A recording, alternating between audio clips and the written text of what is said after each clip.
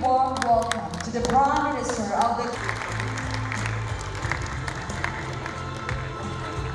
We kindly request our esteemed anchors to come on stage. Please warm of applause for Nick Ogya, Kit Bang, and Mr. Arshad Rush. Excellencies, distinguished guests, ladies and gentlemen. As I mentioned before, that there are still several agendas with...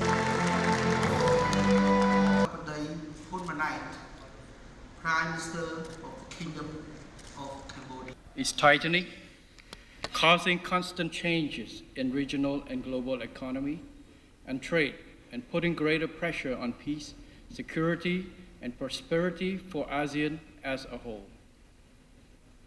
The ongoing Ukraine war, in particular, has caused tremendous destructions to the Ukrainian people. Yet, far beyond the border of the war, we all directly and indirectly suffer the ripple effects ranging from the disruptions of supply chains and slower growth of the world economy. Ladies, Excellencies, ladies and gentlemen, Cambodia has been actively advocating and engaging in regional and global peace and security matters. On regional levels, as Cambodia assumed its ASEAN chairmanship role in 2022, Samdech Techo Hun Sen, the former Prime Minister of the Kingdom of Cambodia, led a high-level delegation to the Republic of the Union of Myanmar to advocate the escalating tensions and enabling constructive dialogues among relevant stakeholders to achieve enduring peace and national development, and shared win-win policy success drawn from lessons learned in Cambodia. On global levels, we have transformed ourselves from a recipient country of the UN Blue Beret deployment to become an active contributing country in UN peacekeeping operation in some hotspot countries of the world, as evident by UN peacekeeping and mine clearing missions in Africa and Middle East. We strongly believe that war cannot end by war.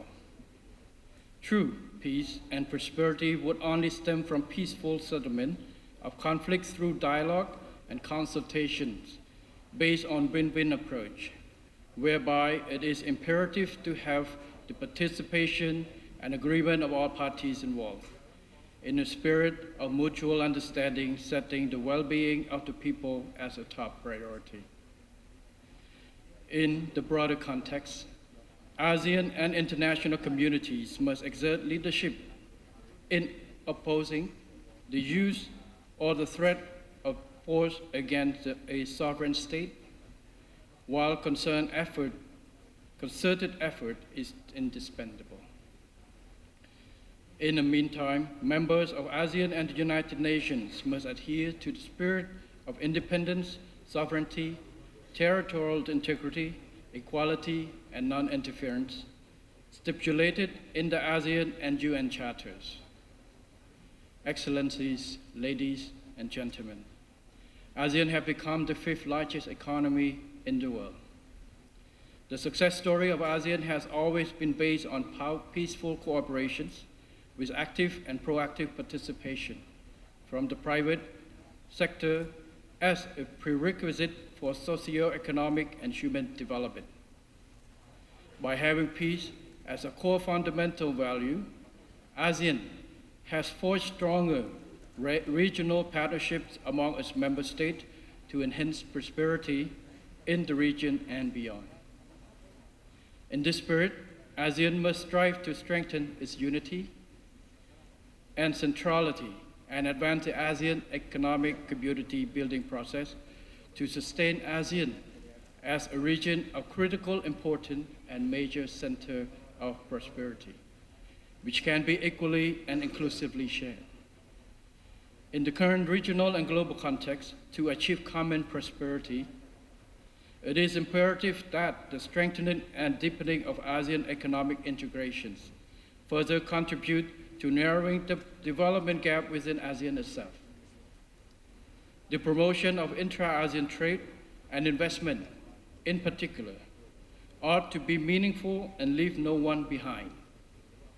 To realize these visions, ASEAN must strive in a concerted effort to secure a timely conclusion of a better forward-looking and more practical ASEAN trade in goods agreement upgrade.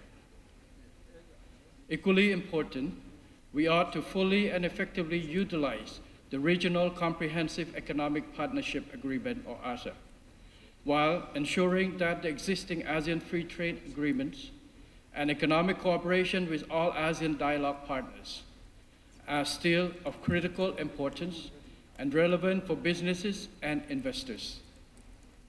Moreover, ASEAN should take full advantage of the change in economic architecture to become more resilient by accelerating inclusive ASEAN digital transformations, enhancing and participation of MSMEs in the regional and global supply chain, and being more forward-looking and adaptive to emerging issues such as climate change, food security, pandemic, and others. Ladies, Excellencies, ladies and gentlemen, Cambodia attaches crucial importance to peace, political stability, and security.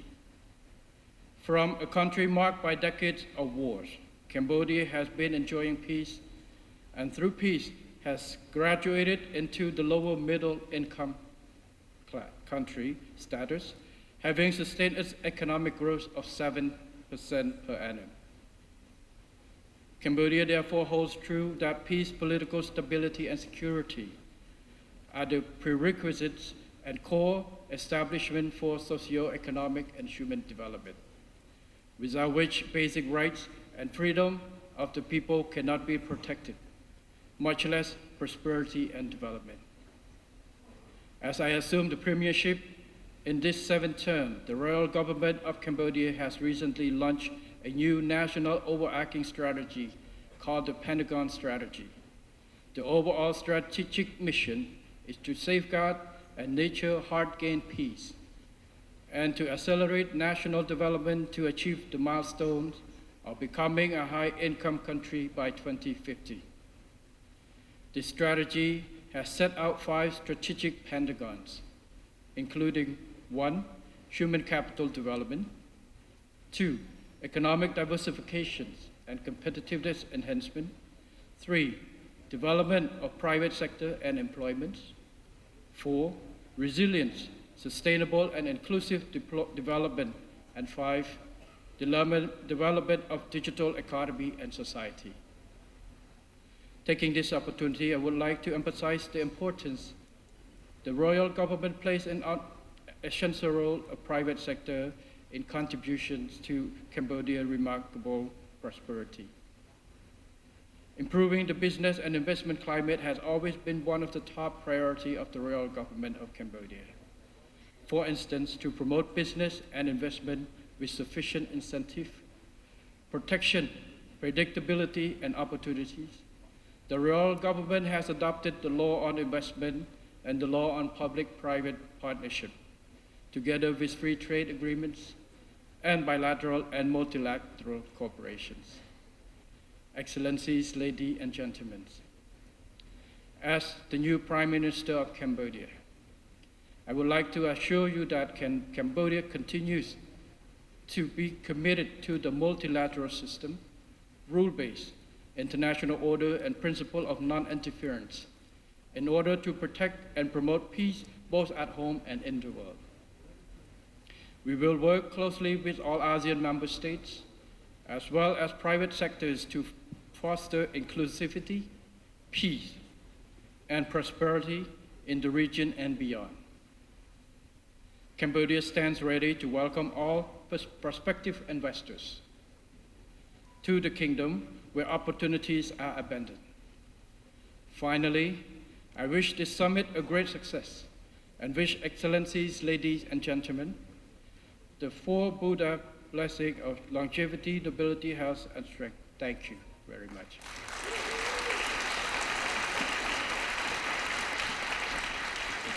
Thank you. The Prime Minister of the Kingdom of Cambodia, His Excellency Samdech Mahababu Tipade Unmaye. Apa Pak?